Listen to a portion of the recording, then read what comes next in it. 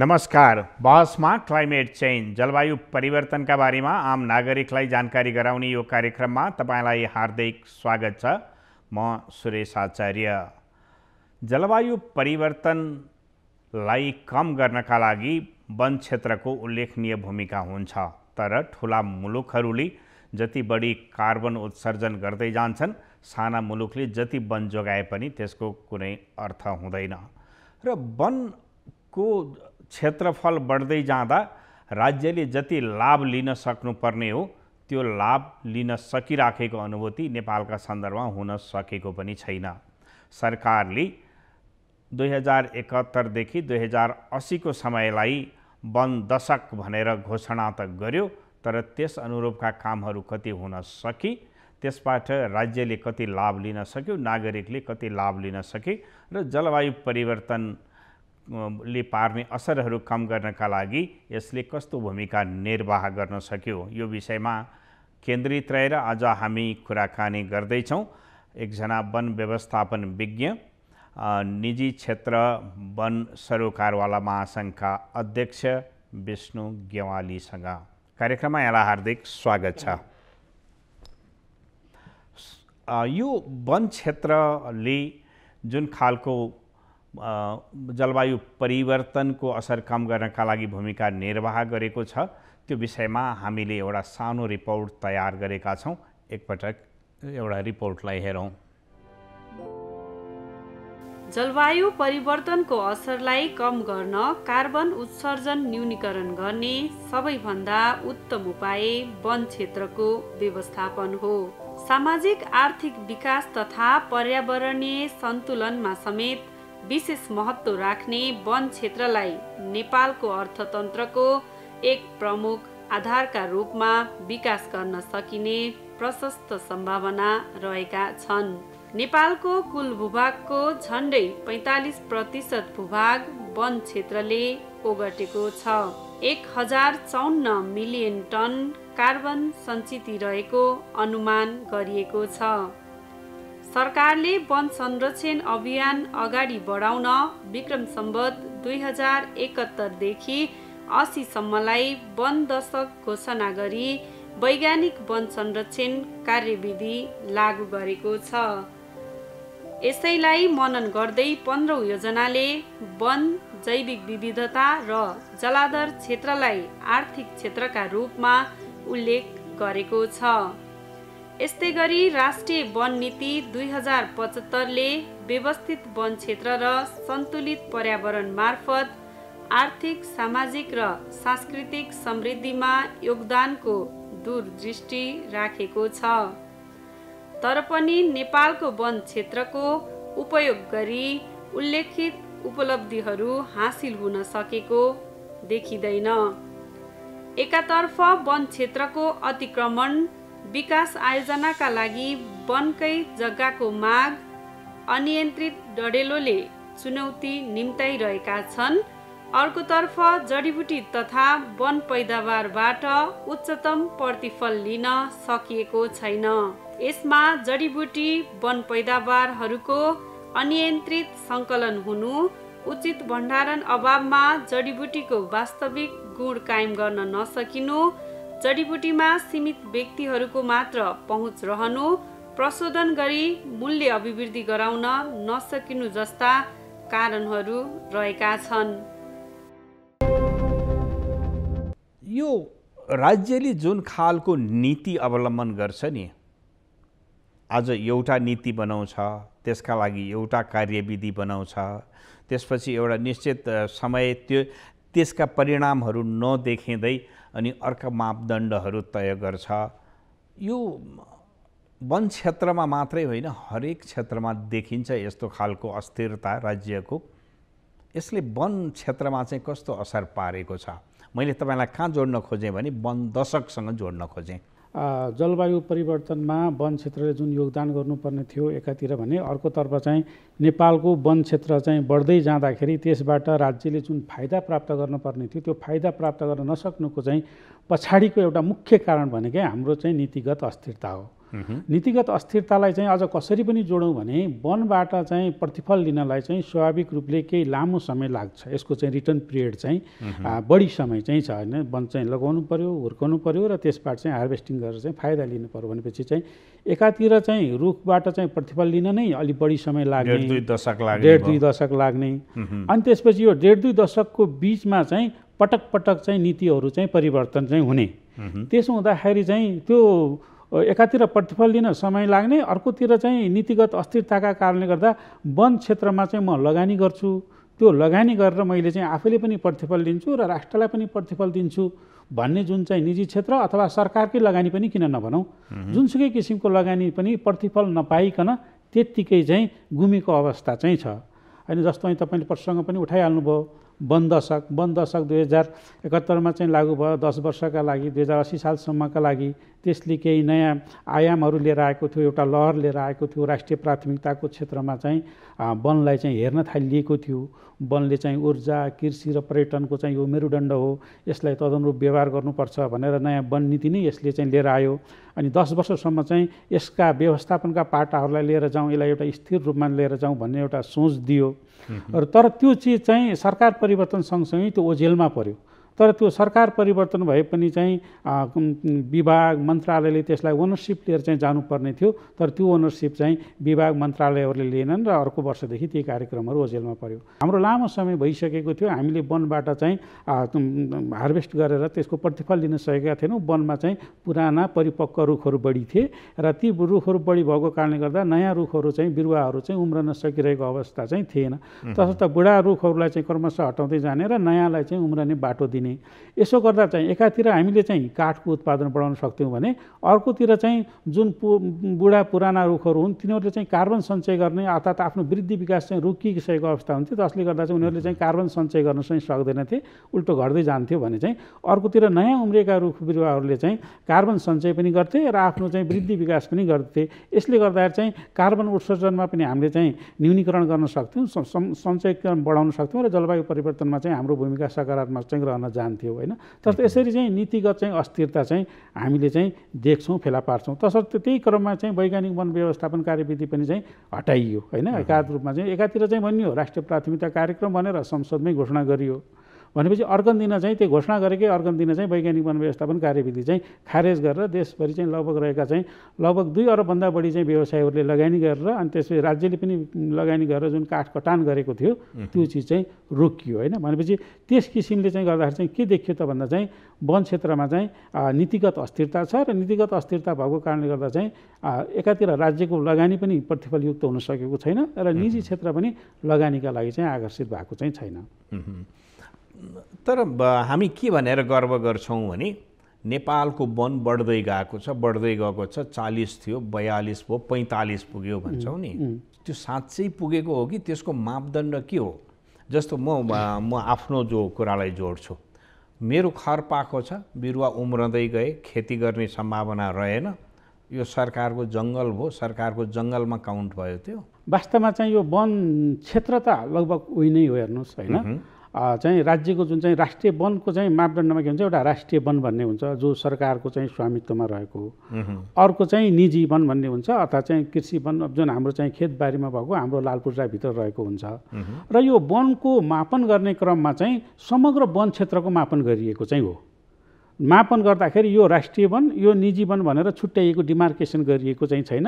मास्तिरबाट चाहिँ सेटेलाइटबाट चाहिँ मापन गर्दाखेरि चाहिँ जे जति वन क्षेत्र भनेर देखियो, रुख बिरुवा देखिए भने त्यो वन क्षेत्र भयो, वन क्षेत्र भनेर चाहिँ भनियो र त्यसैको आधारमा पछि स्याम्पलिङ गरेर रिटेस्टिङ फिल्ड भेरिफिकेसन गरेर चाहिँ कति कुन रुख बिरुवा के भनेर चाहिँ हामीले चाहिँ निकाल्यौँ होइन। तसर्थ वन क्षेत्र हो, त्यो वन क्षेत्रभित्र चाहिँ राष्ट्रिय वन पनि पर्छ र निजी व्यक्तिका लालपुर्जाभित्रका वन क्षेत्रहरू पनि पर्छन्।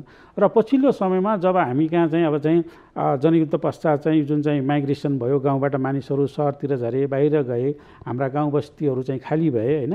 अनि त्यसपछि हाम्रो परम्परागत चाहिँ जुन चाहिँ जीविकोपार्जन बडो आनन्दको थियो। एकातिर हाम्रो चाहिँ घर हुन्थ्यो, त्यहाँ करेसाबारी हुन्थ्यो, त्यसपछि चाहिँ घरबारी भनेर चाहिँ सानो खेती गर्थ्यौँ, त्यसपछि खेत हुन्थ्यो, पशुपालनको लागि खरबारी भनेर यस किसिमको 5वटा कम्पोनेन्ट चाहिँ हाम्रो चाहिँ नेपालीहरूको चाहिँ ग्रामीण सभ्यतामा चाहिँ थियो, जसले हामीलाई आत्मनिर्भर बनाएको थियो। हैन। हामीसँग चाहिँ धान पनि हुन्थ्यो, गहुँ पनि हुन्थ्यो, तरकारी पनि हुन्थ्यो, पशुपालनको लागि चाहिँ गाई भैँसी पनि हामीले पाल्थ्यौँ, दुध पनि पाउँथ्यौँ, मासु पनि पाउँथ्यौँ र त्यसको लागि चाहिँ घाँसपातको लागि भनेर खरबारी हुन्थ्यो, जसले गर्दा काठपातहरू हामी त्यहाँबाट लिएर आउँथ्यौँ। एउटा आत्मनिर्भर किसिमको चाहिँ हाम्रो संस्कृति र चाहिँ सभ्यता चाहिँ थियो। तर त्यो जब चाहिँ भत्कियो, त्यो भत्किसकेपछि मानिसहरूले चाहिँ आफ्ना खेतमा चाहिँ खेती गर्न छोडे। जुन खरबारीहरू चाहिँ दर्ता भएका खरबारीहरू थिए त्यहाँ चाहिँ अब चाहिँ घाँस काट्न खर काट्न चाहिँ छोडियो हैन। त्यसपछि चाहिँ जहाँ खाली ठाउँ हुन्छ स्वाभाविक रूपले हाम्रो नेपालको जमिनको जुन उर्वरता छ त्यहाँ हरेक बिरुवाहरू आफै उम्रन्छन् हैन। त्यसकारण चाहिँ यो चाहिँ सक्सेसनका दृष्टिकोणले पनि यो आफै उम्रन्छन्, चराचुरुङ्गीहरूले खान्छन् अनि त्यसपछि बिउ हटाउँछन्, यसरी आफै हुर्कदै जान्छन्। यसरी हुर्कदै गरेका बिजहरू नै के हुन्छ भन्दा चाहिँ अहिले वन क्षेत्र चाहिँ बढेको भनेर चाहिँ हामी कहीँ नक्साङ्कन मापन चाहिँ भएको हो। वन क्षेत्र बढ्दै गर्दाखेरि हामी जे दाबी गरिरहेका छौँ नि जलवायु परिवर्तनको असरलाई कम गर्नको लागि चाहिँ हामीले हाम्रो योगदान छ भनेर साँच्चै हुन सकेको छ त्यो? यसलाई चाहिँ हामीले चाहिँ व्यवस्थापन नगरिरहेको अवस्थामा त्यसमा हामीले वास्तविक रूपमा योगदान गऱ्यौँ भनेर भन्न सकिने स्थिति चाहिँ रहँदैन, छैन। किन छैन भन्नुहुन्छ भने जङ्गलमा चाहिँ यथास्थितिमा छन् जङ्गलहरू। त्यसमा चाहिँ राज्य जस्तो अघि तपाईँले भन्नुभयो नि कार्बन त्यो एब्जर्भ गर्ने क्यापेसिटी नै कम भएका रुखहरूलाई ठड्याइरहेका छौँ हामीले। एक्ज्याक्ट कार्बन चाहिँ शोषण गर्न सक्ने क्षमता भएका रुखहरू चाहिँ हामीसँग चाहिँ बढी छन् हैन। त्यो ठुल्ठुला बुढा रुखहरू छन् जुन तराईमा। अनि अर्का चाहिँ झाडीहरू चाहिँ छन् हैन, जुन चाहिँ अगाडि जो वृद्धि हुन पाउने रुख बिरुवाहरू चाहिँ ती वृद्धि पनि हुन पाइरहेका चाहिँ स्थिति चाहिँ छैन हैन। अनि बाक्लो मात्रै भइरहेको छ हैन। अनि त्यसपछि त्यहाँ चाहिँ नयाँ आउने पुरानाहरू जाने पनि छैन। अनि त्यसपछि चाहिँ जङ्गलमा चाहिँ कस्तो हुन्छ भन्नुहुन्छ भने चाहिँ घाँसपातहरू हुन्छ, डढेलो लाग्छ। जुन झाडीहरू हुन्छन्, बुट्यानहरू हुन्छन्, त्यहाँ हरेक वर्ष चाहिँ डढेलो लाग्छ होइन। त्यो डढेलो लाग्नुको अर्थ के हो भन्दा चाहिँ त्यसले चाहिँ कार्बन चाहिँ उत्सर्जन बढाइदिन्छ। तर त्यो अघि तपाईँले अहिले भनिराख्नु भएको छ नि रुख लड्छ, मान्छेले कटान गरेर राज्यले बिक्री गर्दैन। हजुर, ती सर्ट्छन्, भोलि आगो लाग्यो भने जङ्गल नष्ट हुने स्थिति हुन्छ। यो वर्षौँदेखि उठाइएको प्रश्न, तर राज्यले सम्बोधन गर्न आवश्यक ठान्दैन किन? वास्तवमा चाहिँ हरियो वन नेपालको धन भनेर जुन हाम्रो चाहिँ पुर्खाहरूले भन्नुभयो, हामीले इतिहासमा पनि सिक्यौँ पढ्यौँ, त्यो सत्य हो। उहाँहरूले त्यसलाई त्यसरी नै बुझ्नु भएको थियो। किनभने चाहिँ हिजोको दिनमा चाहिँ आफूलाई चाहिँ वस्तुभावको लागि चाहिँ उहाँहरूले चाहिँ आफ्नो खरबारीबाट काठ दाउराहरू लिएर आउनुहुन्थ्यो। घर बनाउनु पऱ्यो भने काठ त्यसैबाट हुन्थ्यो। अर्थात् चाहिँ हाम्रो सभ्यता नै चाहिँ वन जङ्गल चाहिँ जोडिएको थियो। तपाईँ हाम्रो चाहिँ कृषिको बारीको चाहिँ आल्लामा चाहिँ हाम्रा चाहिँ डाले घाँसका बिरुवाहरू हुन्थे होइन। अनि त्यसपछि हामीले चाहिँ घरमा प्रयोग गर्ने चाहिँ चाहे त्यो ठेकी भनौँ, चाहे हर्पे भनौँ, चाहे सन्दुक भनौँ, ती काठका सामग्रीहरू हुन्थे होइन। त्यो काठको सामग्री नै हिजोको दिनमा हामीले प्रयोग गर्थ्यौँ र तसर्थ चाहिँ हाम्रो घरमा हाम्रा चाहिँ प्रत्येक संस्कृति र सभ्यतामा चाहिँ काठ चाहिँ कार्बन चाहिँ सञ्चय भएर बसेको हुन्थ्यो होइन। तर अहिले त्यो हाम्रो सभ्यता र संस्कृति चाहिँ भत्कियो। त्यो भत्किँदाखेरि के भयो त, हामीले प्लास्टिक लिएर आयौँ, एल्युमिनियम ल्यायौँ, फलाम लिएर आयौँ होइन। त्यसले गर्दा के भयो त भन्दा चाहिँ हामीले कार्बन उत्सर्जनलाई चाहिँ बढाइरह्यौँ होइन एकातिर भने। अर्कोतर्फ चाहिँ हामीले के गर्यौँ त भन्नुहुन्छ भने चाहिँ त्यो हाम्रो जुन चाहिँ वनलाई व्यवस्थापन गर्ने, घाँसपात गरेर लिएर आउने ती चिजहरूबाट हामी विमुख भयौँ होइन। त्यो विमुख भइसकेपछि के भयो त भन्दा चाहिँ अब हामीले चाहिँ जुन हिजो चाहिँ हरियो वन नेपालको धन भनेर भनेका थियौँ त्यसलाई चाहिँ राज्यले चाहिँ अगाडि बढाउनु चाहिँ सकेन। जुन हाम्रो सभ्यता चाहिँ भत्किँदै गएको थियो त्यसलाई चाहिँ यथास्थितिमा राख्ने अथवा त्यसलाई चाहिँ संरक्षण गर्नतिर चाहिँ हामी लागेनौँ। हामी चाहिँ सहज किसिमले चाहिँ जान चाहिँ थाल्यौँ। यो समस्या तपाईँले आफ्नो आँखाले पनि देख्नु भएको छ? हजुर हजुर। त्यहाँ बस्दाखेरि यी आवाजहरू तपाईँका कानमा पनि आइपुगेका छन्? हजुर हजुर हजुर। तर सम्बोधन चाहिँ हुँदैन किन? मेरो प्रश्न चाहिँ त्यहाँ छ कि एकदम यो चाहिँ किन भयो भन्नु छैन नि, हामीले हरियो वन नेपालको धन भन्यौँ होइन। अनि हाम्रो जोगाएपछि मात्रै धन भइरहेको, जोगाए मात्रै धन चाहिँ यो धन देख्दा महादेवको तीन नेत्र भन्ने चाहिँ हाम्रो पनि छ होइन। सायद त्यसैले होला चाहिँ के भने चाहिँ वनका ऐन नियम नीतिहरू चाहिँ कसरी बने भन्दा चाहिँ यो सब चोर छन् भन्ने किसिमले भयो कि विश्वासको सङ्कट भयो। राज्यले चाहिँ न आफ्ना नागरिकलाई विश्वास गरेको छ, न कर्मचारीलाई विश्वास गरेको छ, न कर्मचारीले नेतालाई विश्वास गरेको छ, न चाहिँ किसानलाई विश्वास गरेको छ। विश्वासको चाहिँ सङ्कट छ र चाहिँ सबै चोरहरू हुन्, सबै खराब छन् भन्ने चाहिँ मनसायले चाहिँ वन ऐनहरू नीति नियमहरू चाहिँ बनेका छन् होइन। जसले गर्दा यसलाई चाहिँ कसरी चाहिँ उपयोग गर्ने, यसलाई संरक्षण सँगसँगै उपयोग गर्ने भन्दा पनि यसलाई नियन्त्रण गर्ने र नियन्त्रणमै राख्दाखेरि चाहिँ हामी सफल हुन्छौँ भन्ने मानसिकताले चाहिँ हाम्रा वन ऐन नियमहरू चाहिँ बने। त्यसलाई चिर्नका लागि चाहिँ वन दशक चाहिँ वास्तवमा चाहिँ आएको पनि थियो त्यो वन दशकले चाहिँ एउटा के भनेको थियो भने चाहिँ वनलाई एउटा चाहिँ राष्ट्रिय प्राथमिकताको चाहिँ क्षेत्रको रूपमा पनि उजागर गरेको थियो हैन, किनकि राज्यले पहिलोपटक वन दशक भनेर सबैलाई वनमा चाहिँ पुनर्जागृत गर्ने भन्ने किसिमको चाहिँ सोचका साथ चाहिँ वन दशक आएको थियो। समृद्धिका लागि वन भनेर चाहिँ एउटा अवधारणा सोच नै त्यसले चाहिँ लिएर आएको थियो र त्यसले चाहिँ अब वनलाई हामीले समृद्धिको रूपमा चाहिँ आधारको रूपमा लानुपर्छ। वनले चाहिँ कृषिलाई, पर्यटनलाई र ऊर्जालाई चाहिँ टेवा पुर्याउँदछ, यो मेरुदण्ड हो, यसलाई त्यही अनुसार व्यवहार गर्नुपर्छ। र वनमा चाहिँ निजी क्षेत्रको संलग्नता पनि थिएन, त्यसलाई अब चाहिँ निजी क्षेत्रलाई पनि हामीले चाहिँ 500 हेक्टर जति चाहिँ वनहरू चाहिँ दिन सक्ने भनेर एउटा चाहिँ वन ऐन समेत चाहिँ संशोधन गरेर वन दशकको अभियानमा चाहिँ निजी क्षेत्रलाई पनि आकर्षित गरिएको थियो। अब चाहिँ यहीँमा चाहिँ काठमा आधारित चाहिँ उद्योगहरू चाहिँ स्थापना गर्नुपर्छ, तसर्थ काठको जुन आयात भएको छ त्यो आयात चाहिँ हामीले प्रतिस्थापन गर्नुपर्छ भनेर वैज्ञानिक वन व्यवस्थापन कार्यविधि जारी भयो र त्यो कार्यविधि अनुसार चाहिँ काठका उत्पादनहरू पनि भए। काठ उत्पादन हुँदाखेरि पनि चाहिँ विभिन्न प्रश्नहरू नउठेका हैनन्, उठेका थिए। कैलालीमा, कपिलवस्तुमा प्रश्नहरू उठेका थिए। ती प्रश्नहरूलाई पनि चाहिँ वन प्राविधिक र तत्कालीन वन मन्त्रालयको नेतृत्व महेश आचार्यजी लगायतको टिमले चाहिँ त्यसलाई चाहिँ सम्बोधन गरेको स्थिति चाहिँ थियो र मानिसहरूले वैज्ञानिक वन व्यवस्थापन गर्दा काठ उत्पादन हुँदा चाहिँ वन विनाश हुँदैन रहेछ है। काठको उत्पादन विधिपूर्वक गर्दाखेरि चाहिँ यो चाहिँ विनाश हुँदैन, यसले चाहिँ झन् उत्पादन पनि बढाउँछ, उत्पादकत्व पनि बढाउँछ, यसलाई अगाडि बढाउनुपर्छ भनेर भनिएको थियो। र त्यसअनुसार चाहिँ हाम्रो काठ आयात चाहिँ हामी चाहिँ विस्थापित गर्ने क्रममा चाहिँ हामी चाहिँ पुगेको थियौँ, वन मन्त्रालय चाहिँ पुगेको स्थिति चाहिँ थियो। तर हठात रूपमा चाहिँ सरकार परिवर्तन पश्चात चाहिँ यसलाई चाहिँ अब चाहिँ यसको बिक्री वितरणमा चाहिँ केही प्रश्नहरू उठाएर चाहिँ के गरियो त भन्दा वैज्ञानिक वन व्यवस्थापन कार्यविधि नै खारेज गरियो। जस्तो मैले एउटा आँकडा हेरेँ, नेपालले वार्षिक 7 देखि 10 करोड क्युबिक फिट काठ खपत गर्छ, तर नेपालको वनले कति दिइराखेको छ? पुग्न 2 करोड क्युब फिट मात्रै, भनेको लगभग 8 करोड क्युब फिट तपाईँ आयात गरिराख्नु भएको छ। जबकि फेरि यही नेपालको वनले 15 करोड क्युब फिटसम्म वार्षिक दिन सक्छ भन्ने तथ्याङ्क चाहिँ फेरि वन मन्त्रालयसँगै छ। स्पष्ट छ। जुन यो वैज्ञानिक वन व्यवस्थापन गऱ्यौँ भने हामीले चाहिँ के गर्न सक्छौँ त भन्दा चाहिँ त्यति काठ उत्पादन गर्न सकिन्छ। त्यो काठ पनि जुन तपाईँले दिएको चाहिँ डाटा पनि चाहिँ सबै वन क्षेत्र होइन, लगभग आधा % मात्रै चाहिँ 50% मात्रै वनलाई व्यवस्थापन गऱ्यौँ भने त्यतिबाटै उत्पादन चाहिँ हुनसक्छ होइन। उत्पादन नहुन सक्ने चिजै होइन। यो वन त नवीकरणीय प्राकृतिक स्रोत हो। यो हामीलाई चाहिँ अवसर के हो भने धेरै पहिल्यैदेखि नै जस्तो हामीसँग सालको वन छ, सालको वनको रोटेसन पिरियड लगभग चाहिँ 70 देखि 80 वर्ष समय लाग्छ, तर हामी यसभन्दा पहिल्यैदेखि नै सकेका थिए। तसर्थ ती चिजलाई चाहिँ यो वैज्ञानिक वन व्यवस्थापन भनेको चाहिँ त्यसलाई ब्लक बनाएर लगभग 80 वर्षको चाहिँ रोटेसन पिरियडमा चाहिँ काट्न सकिने किसिमले त्यसरी व्यवस्थापन गरिएको चाहिँ प्रविधि चाहिँ थियो त्यो होइन। सामुदायिक वन उपभोक्ता समूहसँगको सरकारसँगको साझेदारीतामा यसरी व्यवस्थापन गरिएको थियो ताकि चाहिँ हरेक वर्ष चाहिँ जति काटिन्छन् त्यति पुनर्स्थापित हुन सक्ने र अरू चाहिँ बढ्दै चाहिँ जाने, काटिएका ठाउँमा चाहिँ त्यसको संरक्षण गर्ने, व्यवस्थापन गर्ने, त्यस किसिमको चाहिँ सोच अनुसार चाहिँ व्यवस्थापन गरिएको थियो। तर त्यो उत्पादन हुन सक्छ र हामीले त्यो चिज चाहिँ गर्न चाहिँ सक्छौँ नै होइन।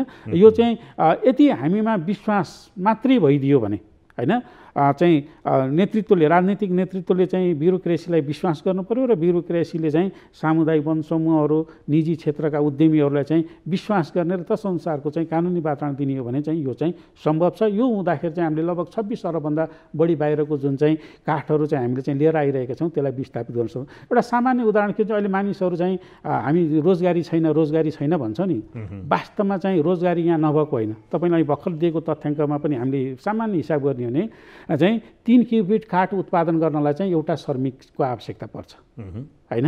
भनेपछि हामीले चाहिँ 10 करोड काठ उत्पादन गऱ्यौँ, 9 करोड मात्रै उत्पादन गऱ्यौँ भने पनि हामीले चाहिँ 3 करोड चाहिँ श्रम दिन उत्पादन गर्न सक्छौँ एक वर्षमा। एक वर्षमा 3 करोड श्रम दिन भनेको चाहिँ लगभग हामीले चाहिँ 80,000 मान्छे हामीले चाहिँ 9 करोड मात्रै काठ उत्पादन वार्षिक गऱ्यौँ भने पनि त्यसले चाहिँ 3 करोड श्रम दिन 3 करोड श्रम दिन होइन। 3 करोड श्रम दिन चाहिँ हामीलाई चाहिँ प्राप्त हुन्छ होइन, खालि काठ काटेर धुवानी मात्रै गर्दाखेरि होइन। अनि त्यसपछि चाहिँ त्यो चाहिँ 3 करोड श्रम दिन भनेको लगभग चाहिँ 80,000 वार्षिक चाहिँ रोजगारी हो। 80,000 मानिसहरूले चाहिँ रोजगार चाहिँ प्राप्त गर्न चाहिँ सक्छन् त्यो काठ हुन। तर त्यो 9 करोड काठ उत्पादन गर्दा जङ्गलमा काट्ने, व्यवस्थापन गर्ने, सिमल गर्ने त्यो पाटोमा फेरि अर्को रोजगारी सिर्जना हुन्छ। सुकेको काठले पनि कार्बन सञ्चय गर्छ। सुकेको काठमा पनि कार्बन हुन्छ होइन। त्यो कार्बन चाहिँ काठमा चाहिँ कार्बन हुन्छ। यदि चाहिँ हामीले आगो बाल्यौँ भने त्यो चाहिँ डढेर मासतिर जान्छ, तर त्यसलाई हामीले चाहिँ भित्तामा चाहिँ अनि भुइँमा ओछ्याउँ, झ्याल, डोका, चौकस बनायो भने त त्यहाँ सञ्चय हुने भयो नि त। भने डढ्दाखेरि कार्बन उत्सर्जन हुन्छ, उत्सर्जन हुने भयो, राखिराख्दा त सञ्चय हुने भयो भनेपछि यतातिर चाहिँ हामीले चाहिँ घर घरमा पनि हामीले चाहिँ कार्बन सञ्चय गर्न सक्ने भयो काठका माध्यमले। अनि एकातिर भने चाहिँ जुन चाहिँ हामीले काट्छौँ, काटेपछि त नयाँ आउँछ, नयाँ आइसकेपछि नयाँ रुख बिरुवाहरूले पनि कार्बन सञ्चय गर्न सक्ने भयो भनेपछि यसरी चाहिँ हामीले चाहिँ वन र वनमा आधारित उद्यमहरू चाहिँ यसका प्रयासलाई गरिसकेपछि हामीले चाहिँ एकातिर जलवायु परिवर्तनमा पनि हाम्रो सकारात्मक हुन्छ, हामी जलवायु चाहिँ प्रतिरोधी हामीले समाज निर्माण गर्न सक्छौँ। यी सबै कुरा हुन्छ भनिरहँदा सायद निजी क्षेत्रकोमा वन लगाउने कुरा त्यति प्रोत्साहित भइरहेको छैन र तपाईँ यो निजी चाहिँ क्षेत्र सरोकारवाला वन महासङ्घ अध्यक्ष बन्नुभएको छ। ठिक हो कुरो? एकदम ठिक हो। यो चाहिँ किन यसो गर्नु, यो आवश्यक छ, यसलाई सहजीकरण गर्नु पऱ्यो। यो कस्तो भयो भने नि कुनै एउटा उद्यमीले चाहिँ कुनै चिज उत्पादन गरिसकेपछि आफ्नो ठाउँमा आइसकेपछि प्रशोधन गरिसकेपछि उसले चाहिँ आफ्नो भ्याट बिलमा चाहिँ वस्तु बेच्न पाउँछ, जोसुकैले पनि किन्न सक्छन् होइन। तर काठ चाहिँ एउटा काठ उद्यमी कुसमा आयो होइन, छोडपुर्जी लिएर सबै चिज गरेर प्रक्रिया लिएर आयो भने उसले फेरि चाहिँ त्यो काठ चाहिँ अरूलाई अन्यत्र बेच्न पऱ्यो भने चाहिँ फेरि उसले चाहिँ वन कार्यालयमा गएर अनुमति लिनुपर्ने हुन्छ। उसले चाहिँ त्यो भ्याट बिल चाहिँ युज गरेर चाहिँ दिन सक्दैन, फेरि उसलाई चाहियो। बेच्ने मात्रै कुरा होइन, तपाईँ आफू उत्पादन गरेर आफै प्रयोग गर्ने कुरामा समेत कानुनका बाधाहरू छन्। एकदम एकदम बाधाहरू चाहिँ थिए, अझै पनि चाहिँ छन् नै होइन। चाहिँ अब जस्तो चाहिँ अब चाहिँ सालको रुखहरू काटेर चाहिँ घर बनाउन पनि नपाइने स्थिति थियो भने अहिले चाहिँ निजी वनको चाहिँ काठहरू चाहिँ सालको रुख काट्न पाइने, बिक्री वितरण गर्न पाइने भन्ने अहिले बन्यो। तर त्यो पनि चाहिँ अब कस्तो छ भने चाहिँ निजीलाई हेर्ने चिज फेरि स्थानीय तह हो होइन। स्थानीय तहले चाहिँ निजी वन सम्बन्धी चाहिँ व्यवस्थाहरू, ऐन नियम र कार्यविधिहरू बनाउनु पर्ने हुन्छ। त्यो चिज उहाँहरूको चाहिँ अझ नजरमा चाहिँ यो चिज चाहिँ परेको चाहिँ छैन होइन। उहाँहरूले चाहिँ वन सम्बन्धी आफ्नो ऐन नियम कानुनहरू नबनाएको कारणले गर्दा चाहिँ यो वन दर्ता, निजी वन दर्ता गर्ने कामहरू चाहिँ रोकिएको छ होइन। यसलाई चाहिँ निजी वनलाई चाहिँ कसरी दर्ता गर्ने, कसरी व्यवस्थापन गर्ने, उहाँहरूलाई कसरी सहयोग गर्ने भन्ने पाटो चाहिँ ओझेलमै चाहिँ परेको चाहिँ स्थिति चाहिँ छ। र निजी वनलाई चाहिँ सरकारबाट त्यति चाहिँ सहुलियत र सुविधाहरू पनि चाहिँ दिइएको चाहिँ छैन। जसरी सामुदायिक वनलाई चाहिँ राज्यले विभिन्न किसिमका तालिम, प्रशिक्षण, अनुदान, सहुलियत, ऋणहरू यी सबै चिजहरू दिएको छ, तर निजी क्षेत्रलाई त्यो चिज चाहिँ दिएको छैन।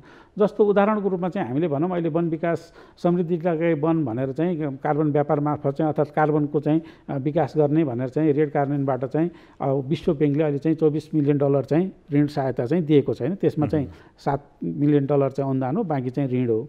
र त्यसमा चाहिँ त्यो पैसाहरू चाहिँ कहाँ गएको छ त भन्नुहुन्छ भने ऐन नियम बनाउने भनेका छन्, सामुदायिक वनको क्षमता विकास गर्ने भनेका छन् होइन।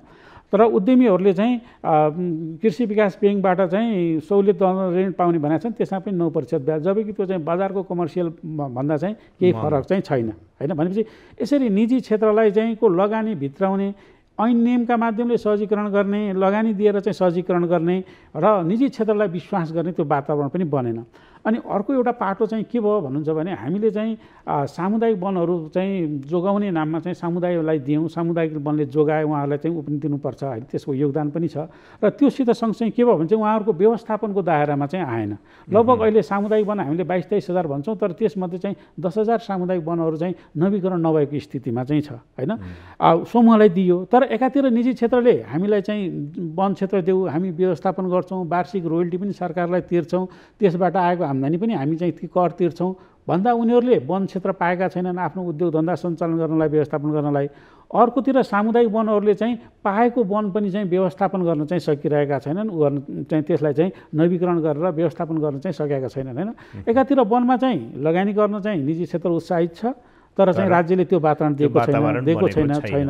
अर्कोतिर चाहिँ सामुदायिक वनको नाममा चाहिँ हामीले चाहिँ दिएका छौँ, सामुदायिक वनलाई चाहिँ निजी क्षेत्रसँग चाहिँ सहकारी गर्ने, उनीहरूलाई उद्यममा चाहिँ सहभागी गराउने त्यो किसिमको वातावरण पनि बनाउन चाहिँ सकेका छैनौँ होइन। त्यस कारणले गर्दा हामीले वनलाई जुन रूपमा बुझ्ने र मनन गर्नुपर्ने हो त्यसअनुसार चाहिँ राज्यले चाहिँ बुझेर मनन गरेको चाहिँ छैन। यो कार्बन ट्रेडको कुरा गर्छौँ हामी होइन, हामीले चाहिँ कार्बनलाई चाहिँ संरक्षण गरेर राखेका छौँ र यो वातावरणमा चाहिँ जान दिएका छैनौँ, अक्सिजनको मात्रा चाहिँ बढी उत्पादन गरिराखेका छौँ भन्छौँ र विश्वव्यापी रूपमा यो कुरा पनि उठ्छ। COP28 भर्खर सकिएको पनि छ।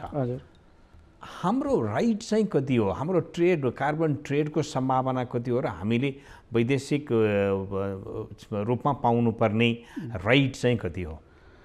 अब यसमा यस्तो छ, यो जुन चाहिँ हामीले यदि चाहिँ हामीसँग भएको कार्बन चाहिँ हामीले चाहिँ बेच्न चाहिँ चाह्यौँ भने बेच्न सक्छौँ, तर त्यसको क्षमता हामीसँग छ कि छैन भन्ने महत्त्वपूर्ण चाहिँ पाटो हो। मापन गर्ने कसरी हो? मापन गर्ने चाहिँ अहिले जुन हामीले चाहिँ हाम्रो वन क्षेत्र यति छ भनेर हामीले वन अनुसन्धान तथा सर्वेक्षण केन्द्रबाट चाहिँ त्यसको चाहिँ मापन भएको छ र अहिले हाम्रो चाहिँ क्षमता चाहिँ प्रति हेक्टर 176 चाहिँ टन चाहिँ हामीसँग चाहिँ छ भनेर चाहिँ भनिएको चाहिँ छ। त्यसैलाई नै हामीले चाहिँ संरक्षण गर्ने र त्यो संरक्षण गर्दा जति वृद्धि हुन्छ हैन, त्यो वृद्धि बापतको चाहिँ पैसा चाहिँ हामीले चाहिँ लिने हो हैन। एउटा चाहिँ बेसलाइन हुन्छ, त्यो बेसलाइनभन्दा बढेको रकम चाहिँ हामीले चाहिँ कार्बनको चाहिँ हामीले चाहिँ रकम दावा गर्ने हो। यो दावा गर्नलाई हामीले चाहिँ त्यो नेगोसिएसन अन्तर्राष्ट्रिय व्यापारको रूपमा चाहिँ गर्नुपर्ने चाहिँ हुन्छ हैन। तर अहिलेसम्म हाम्रो चाहिँ त्यो व्यापारमा चाहिँ ट्रेडको रूपमा चाहिँ गएको चाहिँ छैन र त्यो गर्न सक्ने हाम्रो क्षमता पनि देखिएको छैन। अहिलेसम्म हामीले चाहिँ गरेको चाहिँ के हो भन्दा चाहिँ कार्बनको चाहिँ उत्सर्जन घटाए बापत चाहिँ जुन अनुदान ग्रान्ट मेकानिजमबाट चाहिँ हामीले चाहिँ प्राप्त गर्ने हो, त्यसको सहजीकरण चाहिँ विश्व ब्याङ्कले चाहिँ अहिले चाहिँ गरिरहेको चाहिँ स्थिति चाहिँ छ हैन। त्यसकारण गर्दा चाहिँ यसलाई हामीले छुट्टै स्वतन्त्र रूपमा अन्य देशसँग चाहिँ इन्डिभिजुअली चाहिँ कार्बन ट्रेडको रूपमा चाहिँ गएको चाहिँ छैन। त्यो कार्बन ट्रेड चाहिँ हामीले चाहिँ गरेका छैनौँ। तर हामीलाई चाहिँ भन्दाखेरि चाहिँ के भने कार्बन व्यापारबाट यति आम्दानी उति भन्छौँ, तर कार्बन व्यापारकै रूपमा चाहिँ हामीले लिएर गएको स्थिति पनि छैन, लिएर गइसकेको स्थिति चाहिँ, किनकि त्यो कार्बन व्यापारमा जाँदाखेरि हामीले उत्सर्जन घटाएको हैन, अनि त्यसपछि सञ्चयकरण बढाएको भने दावा गर्नका लागि चाहिँ सबभन्दा पहिला हामीले वन क्षेत्रबाट चाहिँ वन व्यवस्थापन गरेकै गरेनौँ भन्ने प्रश्न पनि अर्को चाहिँ निस्कन्छ। हाम्रो वन व्यवस्थापन भएको हुनु पर्यो, हाम्रो वनमा चाहिँ डढेलो नलागेको हुनु पर्यो हैन। डढेलो लागेर हामीले कार्बन उत्सर्जन पनि त गरेका छौँ नि त, त्यो पनि त घट्छ त। हामीले चाहिँ सडे गलेका चिजहरू त्यही डिकम्पोज भएका छन् हैन। त्यसकारण त वनको व्यवस्थापन गर्न सक्यौँ र चाहिँ हामीले चाहिँ वन डढेलोहरू चाहिँ नियन्त्रण गर्न सक्यौँ, वनको उत्सर्जन वास्तविक रूपमा चाहिँ घटाउन सक्यौँ भने हामी त्यो ट्रेडको रूपमा चाहिँ जान सक्ने स्थिति चाहिँ रहन्छ। होइन भने अहिलेसम्म गफ मात्रै हो। अहिलेसम्म गफ मात्रै हो। हस्, कार्यक्रममा सहभागी भइदिनु हो, यहाँलाई धेरै धेरै धन्यवाद छ। हस् त, धन्यवाद, बोलाउनु भयो, धेरै धेरै धन्यवाद। हामीले आज वन क्षेत्र, वन पैदावार, यसको उपभोग र कार्बन उत्सर्जनका विषयमा केन्द्रित रहेर वन व्यवस्थापन विज्ञ विष्णु गेवालीसँग कुराकानी गऱ्यौँ। कार्यक्रमको निर्धारित समय सकिएको छ। हामी सबैलाई बिदा दिनुहोस्। नमस्कार।